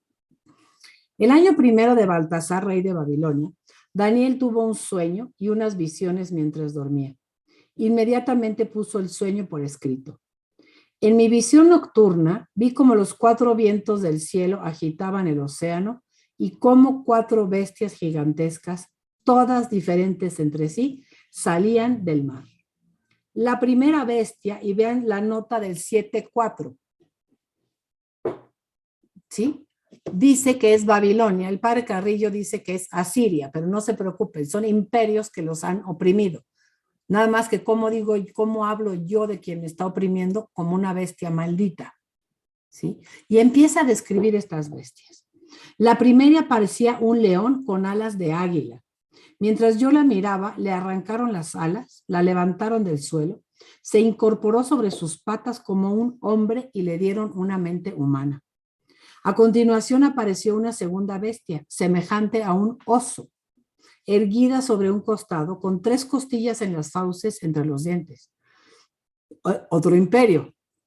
Y le decían, levántate y devora carne en abundancia. Luego, mientras seguía mirando, vi otra bestia parecida a un leopardo con 4 alas de ave en su dorso y 4 cabezas a las que le dieron el poder. Después, en mis visiones nocturnas vi a una cuarta bestia. Quiero que vean el dibujo de la cuarta bestia para que la entiendan, ¿sí? Esta es la cuarta bestia que tiene 10 cuernos. ¿Los alcanzan a ver? Los 10 cuernos. Y luego aquí hay un cuernito chiquito que despunta y que destruye a otros 3 para tomar su lugar. Ese cuernito chiquito va a ser Antíoco IV Epifanes. O sea, de todos los imperios que me han oprimido, dice el pueblo de Israel, ¿cuál es el peor? El que estoy viviendo ahorita en el 165. Entonces dice, apareció la cuarta bestia, terrible, espantosa y muy fuerte. Tenía enormes dientes de hierro, comía, trituraba, pisoteaba las sobras con sus patas. Era diferente de las bestias anteriores y tenía 10 cuernos. 10 cuernos quiere decir plenitud de poder.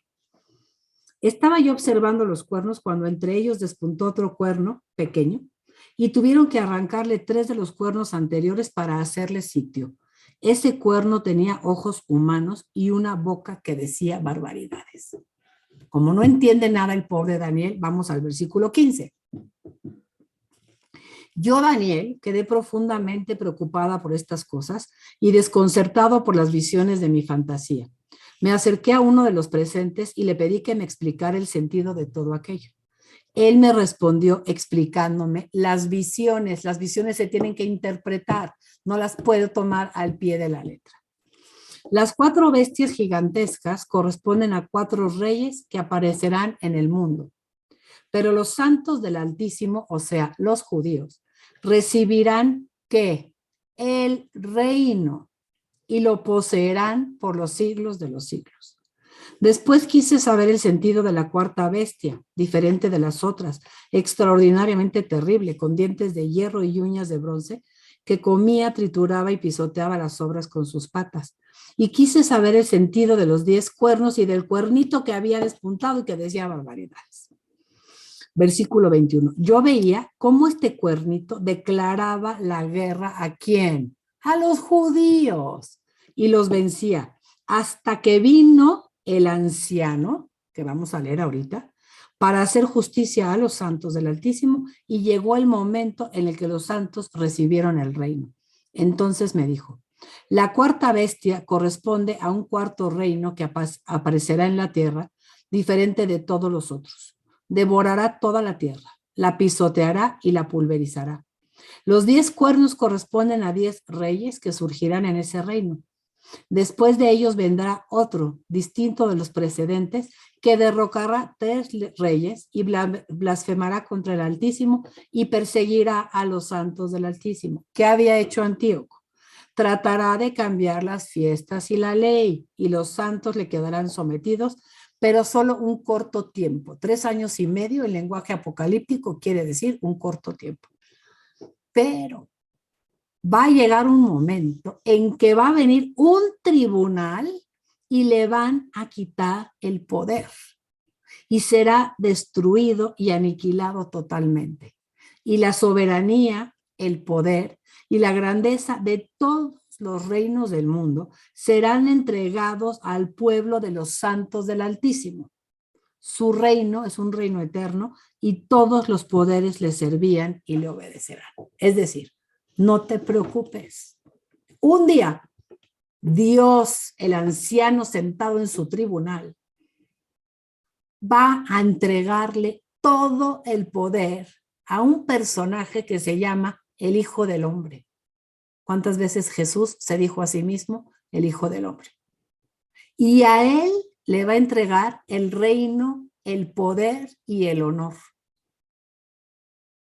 165 antes de Cristo. Vamos a leerlo. Vean, por favor, las imágenes. Todas estas imágenes son protestantes, son buenísimos los protestantes para pintar todo. Capítulo 7, lo que nos saltamos. Versículo 13. En lo que tenía mis visiones de las bestias, yo seguía mirando y prepararon unos tronos. ¿Ya vieron el trono? Así se imaginaban ellos a Dios sentado en su trono. Y un anciano se sentó. Sus vestidos eran blancos como la nieve, sus cabellos como lana pura, su trono llamas de fuego y las ruedas de su trono fuego ardiente. Fluía, vean la imagen, es que a mí me impresiona, fluía un río de fuego aquí que emanaba delante de él. Miles y miles le servían, millones lo acompañaban. El tribunal se sentó y se abrieron los libros. Seguí mirando, fascinado por las barbaridades que mientras decía el cuerno, y vi que mataron a la bestia, destrozaron su cuerpo y lo arrojaron al fuego abrasador. A las otras bestias les quitaron el poder, pero las dejaron vivas hasta un momento determinado.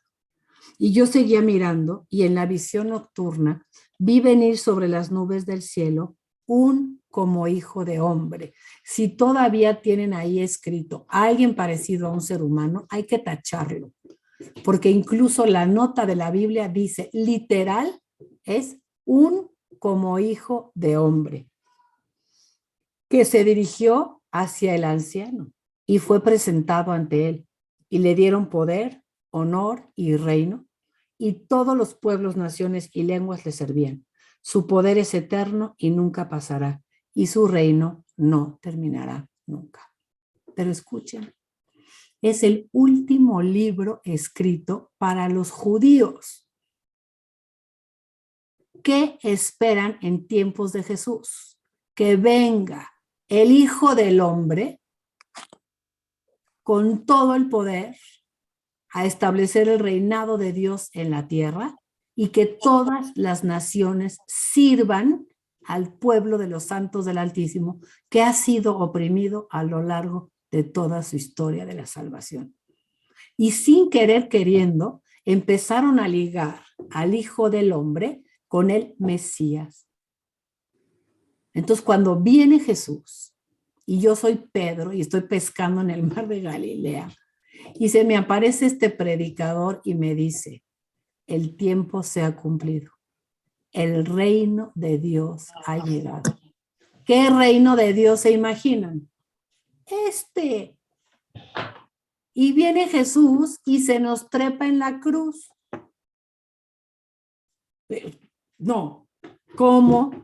¿Dónde está el reino de Dios? Si yo soy Pedro y estoy pescando en las orillas del mar de Galilea y me aparece Jesús y me dice, ven conmigo, el reino de Dios ha llegado conmigo y tú eres un pescador, ¿qué le dices? Yo sí voy. Porque ellos se imaginaban este reinado. Poco a poco Jesús los va instruyendo sobre lo que es el reino de Dios. Pero el judío tenía la idea de un imperio como el de Alejandro, mucho más magnífico que si el de Alejandro fue grandioso, ¿qué será el reino de Dios en la tierra? Equivocaron ahí. De modo que en tiempo de Jesús vamos a ver que ellos esperan un reino de Dios inaugurado con una lucha contra los romanos. Y Jesús muere en la cruz. Y dicen los discípulos, nosotros esperábamos que Él fuera el Mesías, que Él fuera el que nos liberara. Y se murió en la cruz. Entendemos el desencanto de los judíos. Okay. Bueno, ¿sí?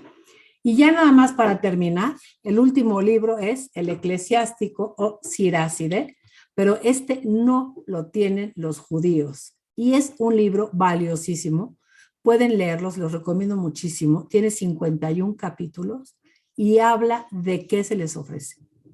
De la amistad, de la limosna, del luto.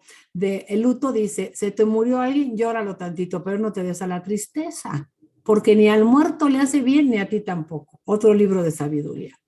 Dice, la felicidad está en el temor de Dios. Es decir, en desarrollar una relación con Dios que esté basada en el temor, en el amor, en la sumisión y en la confianza, pero un temor que sea de veneración. Vean de todo lo que habla. La humildad, el orgullo, la caridad con los pobres, el dominio de la lengua, las falsas seguridades, la amistad, la prudencia, la reflexión, las relaciones con los demás, cuidado con las apariencias, confiar solo en Dios. Buenísimo. Cómo portarte con tus padres. Aunque tú estés en la plenitud de la vida y sientas que tu papá está chocheando, cuidado cómo lo tratas, porque tu papá te cuidó. Y luego con los hijos, con vara. Caballo no domado sale arisco. Hijo no amaestrado te va a dar problemas. Buenísimo el libro del Eclesiástico. Y el último libro que se escribió del Antiguo Testamento fue el libro de la sabiduría. Escrito todo él en griego, no aceptado tampoco por los judíos, es el último libro que se escribe de la Biblia. ¿Ok?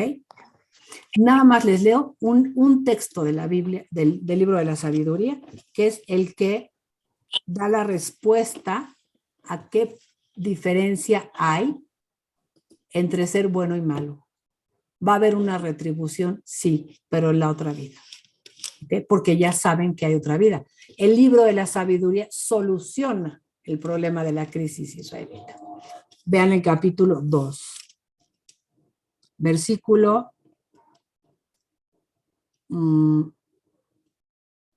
¿cuál era? Capítulo 3, desde el versículo 21. Todo el capítulo 1 y 2 fue una presentación en la que dice, el mundo dice, los mochos son unos tontos, ¿sí? Deberían de vivir la vida felices, son unos mensos, son unos necios, no hay ningún premio. Y dice el libro de la sabiduría, no, le voy a contar la verdad. Capítulo 2, versículo 21. Así piensan, pero se equivocan, porque los ofusca su maldad. No conocen los secretos de Dios, ni esperan recompensa para la virtud, ni valoran el premio de una vida intachable. Porque Dios creó al hombre para la inmortalidad. Esto hubiera sido imposible sin Platón. ¿Sí? Y lo hizo a imagen de su mismo ser. Pero la muerte entró en el mundo por envidia del diablo y la experimentan sus secuaces. En cambio, la vida de los justos está en manos de Dios. Esto es para nuestras misas de muerto. Y ningún tormento les afecta. Los insensatos pensaban que habían muerto. Su tránsito les parecía una desgracia y su partida de entre nosotros un desastre. Pero ellos están en la paz. Aunque la gente pensaba que eran castigados, ellos tenían total esperanza en la inmortalidad. Tras pequeñas correcciones, recibirán grandes beneficios, pues Dios los puso a prueba y los halló dignos de sí.